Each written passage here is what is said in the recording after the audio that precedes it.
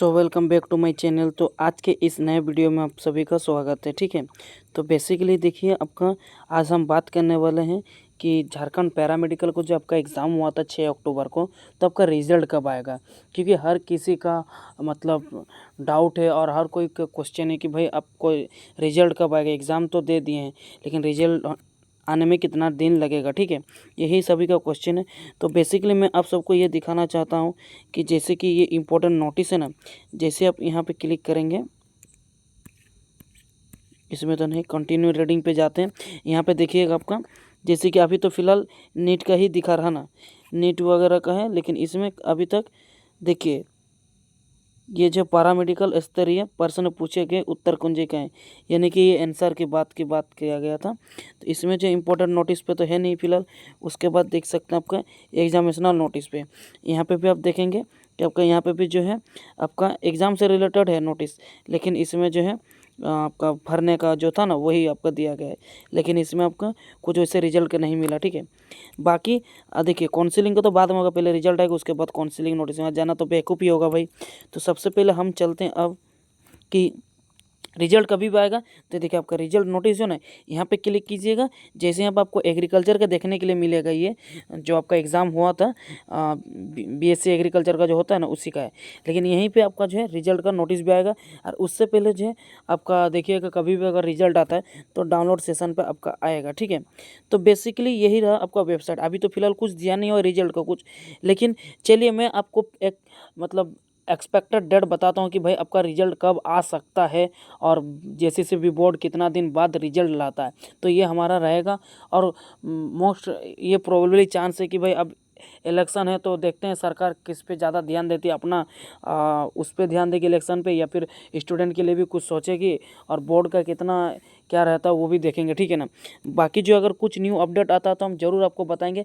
फिलहाल तो हम आपका डेट फिक्स बताते हैं कि भाई आपका रिजल्ट कब आ सकती है। ठीक है, सो आज जो है हम रिजल्ट की बात करेंगे भाई आपका रिजल्ट कब आ सकता है। ठीक है ना, तो बेसिकली देखिए कैलेंडर है अक्टूबर का। ठीक है, ये आप अक्टूबर का कैलेंडर देख रहे हैं आप। अक्टूबर का जो एग्ज़ाम आपका कब हुआ था, अब सभी को मालूम होगा कि आपका 6 तारीख को अक्टूबर हुआ था। ठीक, सॉरी, अरे यार कुछ भी बोले जा रहे हैं, 6 तारीख को जो है आपका एग्ज़ाम हुआ था। ठीक है ना, अक्टूबर में 6 तारीख को। तो इसमें जो है बेसिकली आपका रिजल्ट कभी भी आता ना, बोर्ड क्या करती है ना, बोर्ड हमेशा ही रिजल्ट जो है आपका, हम लोग का जैसे रिजल्ट आना था 1 सप्ताह बाद जो है आपका आंसर की दे दिया। आंसर की के लिए मतलब वही 6 दिन का अंदर में आपका आंसर की आ जाता। ठीक है, और आंसर के आने से बाद ही मतलब 1 सप्ताह के बाद हम लोग का रिजल्ट आ गया था, यानी कि लगभग आपका वही 12 से या फिर 15 दिन कुछ लगा था, यानी कि 2023 में। ठीक है, तो भाई इस बार आपका जो है कब आएगा। तो भाई देखिए अभी मैं एक प्रिडिक्शन बताता हूँ, जैसे कि यहाँ पे आप डेट देख सकते हैं आपके सामने। जैसे आपका एग्ज़ाम खत्म हुआ, यहाँ से दुर्गा पूजा स्टार्ट हो गया था। ठीक है, और आपका ख़त्म हुआ लगभग 13 तारीख को। ठीक है, तो इस वीक को जो है वो लोग छुट्टी पे मानेगा, क्योंकि इसको जो एकदम वो लोग देखेगा नहीं, ये डेट को एकदम गिनती नहीं करेगा। ठीक है, उसके बाद आप देख सकते हैं आपके सामने ये जो है ना, ये 14 से लेकर के जो 20 तारीख अगर आएगा तो पैरामेडिकल का पहले रिजल्ट नहीं आएगा। जिसका पहले एग्ज़ाम हुआ उसका रिजल्ट पहले आएगा। तो मोस्ट चांसेस है कि आपका 15 से लेकर के आपका 20 तारीख के बीच एएनएम जीएनएम बीएससी नर्सिंग का आ जाए। ठीक है, किसी भी शाम को मतलब 6 बजे के बाद जो रिजल्ट जारी कर सकता है। लेकिन आपका एग्ज़ाम रिजल्ट जो आपका कब आएगा, देखिए ये देखिए आपका 13/1 हो रहा। ठीक है, 1 2 3 4 5 6 7 8 9 10 हो रहा। फिर देखिए 10 तारीख के बाद यानी कि 23 तारीख को मोस्ट चांसेस अगर यहाँ पे भी नहीं आता है तो फिर आपका 25 तारीख के बाद ही आएगा। ठीक है, 25 तारीख से 30 तारीख के बीच में आ सकता है। ठीक है, आ सकता आपका 25 से 30 के बीच आ सकता।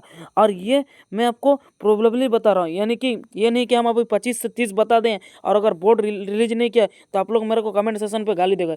देखो भाई मैं आपसे माफ़ी चाहता हूँ, ये जो प्रिडिक्शन डेट रहता है ये सिर्फ आपका प्रिडिक्ट किया जाता है कि बोर्ड इस समय रिलीज कर सकता है, लेकिन एक्चुअली में इस डेट पर आएगा बोल के ये कोई कन्फर्मेशन नहीं है। मैं आपको इसलिए बता रहा हूँ क्योंकि ऐसा डेट पर वो लाता है, और इस बार अगर लाता भी तो लाता क्यों नहीं, इस बार अगर नहीं आएगा तो रीज़न क्या है ये भी जान लो भाई। आपका अगर नहीं आता तो देखो इलेक्शन आ चुका है, आप सभी को पता होगा कि आपके अभी जो है आचार संहिता लागू हो चुका है, और आचार संहिता लागू होने से बहुत सारा गवर्नमेंट का जो है काम सारा रुक जाती है, जहाँ पे वहीं पे रुक जाती है। उसके बाद जैसे इलेक्शन ख़त्म होगी उसके बाद जो है फिर से काम प्रोसेस स्टार्ट होती है। लेकिन मैं आप सबको मैं यही बोलना चाहता हूँ कि जैसे ही आपका अगर इस डेट पे नहीं आता, अगर बोर्ड चाहिए तो आपका इलेक्शन ख़त्म होगा लगभग कोई 25 नवंबर तक जो है सारा ख़त्म हो जाएगा इलेक्शन। उसके बाद हो सकता है कि रिजल्ट निकाले, ये बहुत कम चांसेस है, वो बहुत लेट हो जाएगा। तब फिर आपका काउंसलिंग दिसंबर में दिया जाएगा, ठीक है। और जनवरी में जो है आपका एडमिशन होगा, ठीक है। सॉरी, दिसंबर में आपका एडमिशन हो जाएगा, दिसंबर में आपका एडमिशन हो जाता, मान लीजिए ये आपका एडमिशन हो जाता दिसंबर में, ठीक है।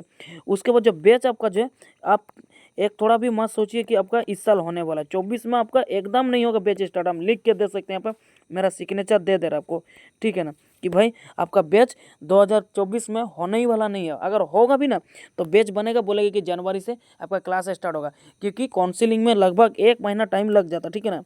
आप सबको अगर मैं बताऊँ, आपका एग्रीकल्चर का जो एग्ज़ाम बहुत जल्दी हो गया था, और काउंसिलिंग देखिए अभी काउंसिलिंग उसका चल रहा है, तो सोचिए झारखंड का जेसीसीबी बोर्ड जो है वो कितना लेट चलता है। तो इसीलिए भाई बिल्कुल भी मतलब ये मत घबराइए कि भाई आपका रिजल्ट के लिए टेंशन मत लीजिए। आप एग्ज़ाम दिए, बोर्ड है तो थोड़ा पेशेंस रखना पड़ेगा और कुछ नहीं, क्योंकि हम लोगों के समय भी तो पेशेंट रखे थे, लेकिन हम लोगों को यही है कि हम लोग को थोड़ा जल्दी हो गया तो आप लोग का लेट लगेगा।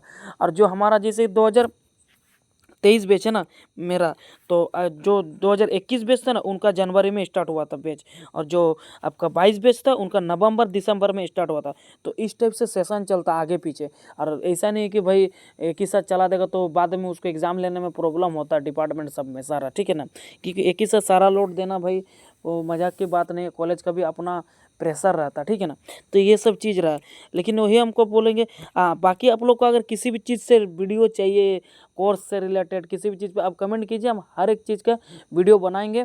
हाँ, और आपको बता दे रहे अगर कोई कन्फर्मेशन नहीं, बहुत बच्चे सोच रहे कि सर मेरा एडमिशन होगा कि नहीं।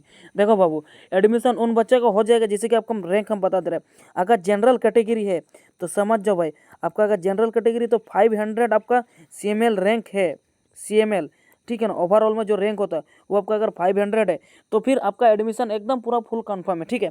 और अगर वही OBC का बात करें, चाहे वो BC1 हो और BC2 हो, उसका अगर 1200 रैंक का अगर अंदर है, ठीक है, CML रैंक 1200 के अंदर है, तो उसका भी चांस है कि भाई आपका एडमिशन हो जाएगा। आप लोग बिल्कुल भी फिक्र मत कीजिए।